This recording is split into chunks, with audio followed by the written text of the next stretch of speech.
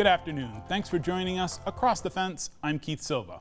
A quick note, please stay with us until the end of our program when we'll say farewell to a member of our Across the Fence family. First, I want to talk about a word we've heard a lot this summer, resiliency. There's a farm located in Fairley that serves as a shining example that, yes, it does get better. Route 5 Farm, their slogan is Fairly Grown Organic, is a diversified organic vegetable CSA with fields located on the banks of the Connecticut River. This farm was born from tragedy when the farmers were flooded out of their first operation in Burlington. They moved to Orange County, started a new farm, and continued to practice building their soil and organic matter to protect natural resources. I visited this farm a couple of years ago to find out their secrets to their success. The harvest is coming to an end at Route 5 Farm. Yeah, slim pickings out here in the basil. This is the final pick, and we're gonna make pesto out of it. We were just looking at the forecast and feeling like we should probably. The farm is owned and operated by Daniel Allen and Ben Dana.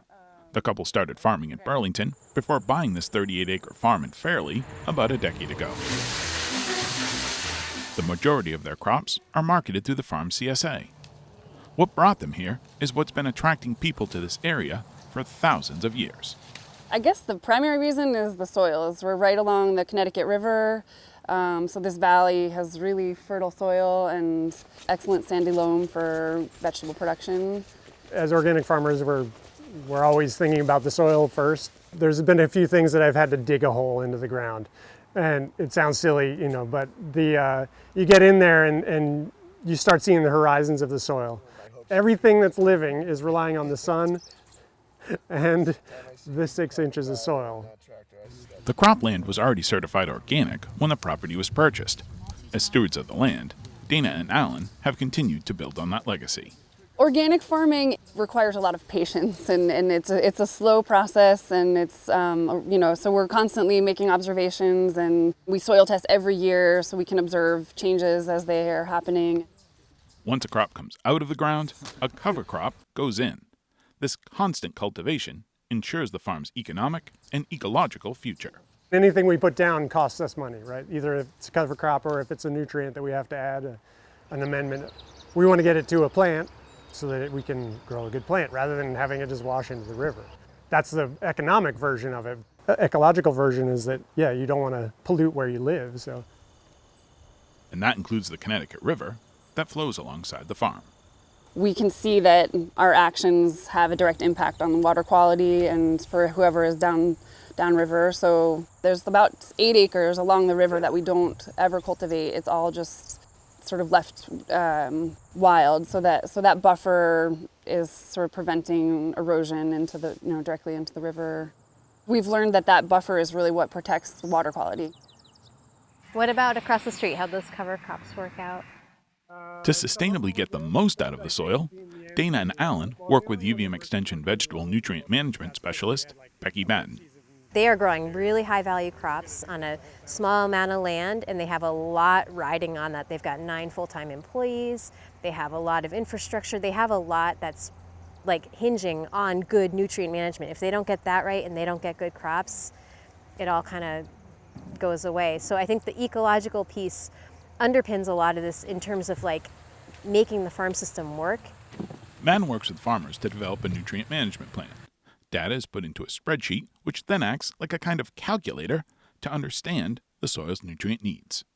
People could, on their own, take soil test information and plug it into the calculator and understand the credits they're receiving from organic matter, cover crops, previous additions of manure and compost.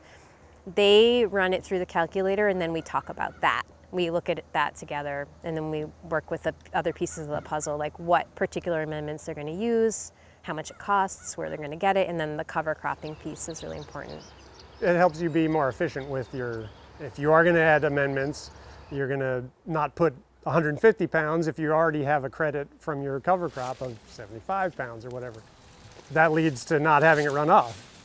This kind of groundwork, put in by Madden and other UVM extension specialists, has led to success at Route 5 Farm.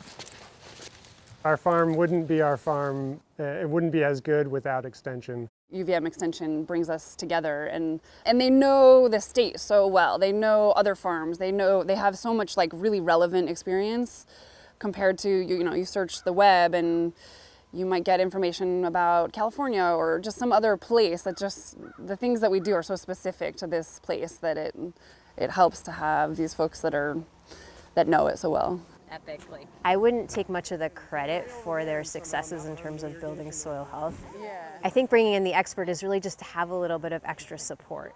I think a big role for Extension is to learn from farmers and also to do some of the legwork that they don't have the time and headspace to do. So they ask the more intelligent questions about their land, and I can do a little bit of legwork to even from sourcing cover crop seed or just figuring out rates of things. It's a really generative community, and I think Extension is really the glue in spitting back out resources to them. Roots are what support and nourish plants.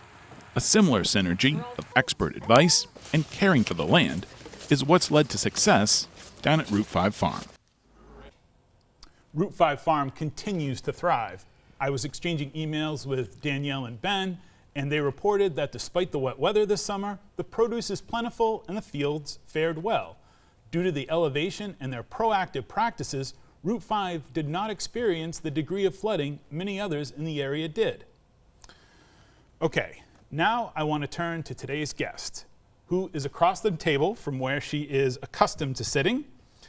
She is, of course, the host of Across the Fence, Fran Stoddard. Welcome, Fran. Great to be here. Great to be here. I know you have something you want to say directly to our viewers. We're going to wait till the end of the program to do that.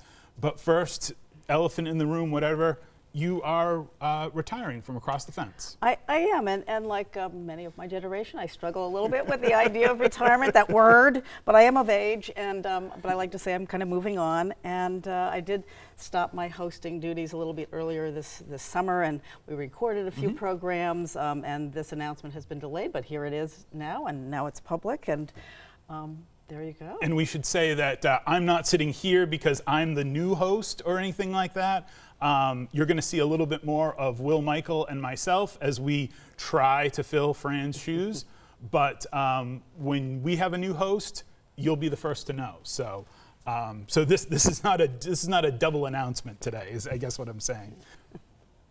What is it about journalism, a deadline-driven business, that has kept you going? I mean, the deadlines are real in journalism. It's not kind of let it go to tomorrow. Well, my interest has always been less deadline-driven, actually, and more kind of big picture, what makes people tick, what's going on out there, what are the trends, why are they happening, and I love the first-person narrative, obviously, as an interviewer.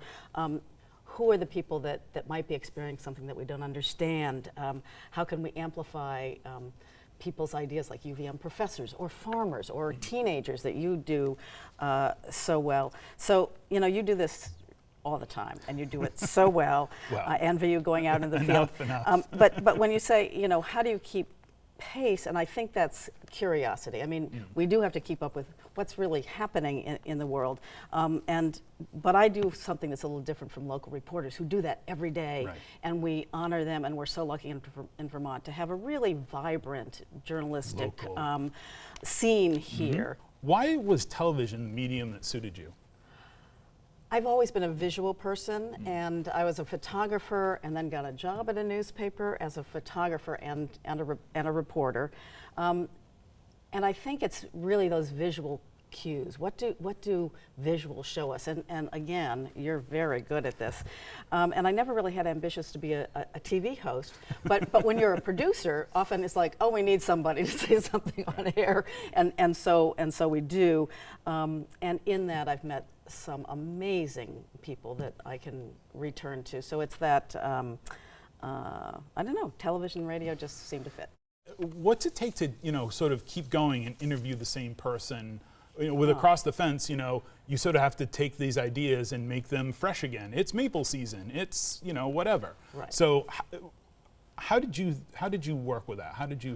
Great question, Keith. I think it's curiosity. It's at the heart of my work. It drives my husband crazy a little bit because I'm curious about everything. Know nothing, but curious about everything. And actually, I love going back to people and saying, what's changed? How are things different? How are you doing? And creating that relationship, because that trust that you have with other people leads to other things. So it might not be them that you interview, as you know, but it might be the person that they recommend. Right. Who else is doing this work? Right. So even though you're looking at the same stories, there's always a shift, there's always a change. So.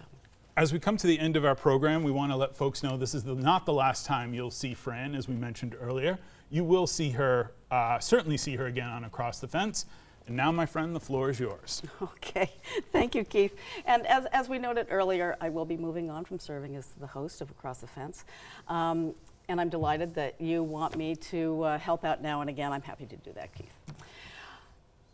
And thanks for letting me say a few words to our audience. It has been a privilege and a pleasure, of course, to be in your company. You, our wonderful viewers, are the heart of this program.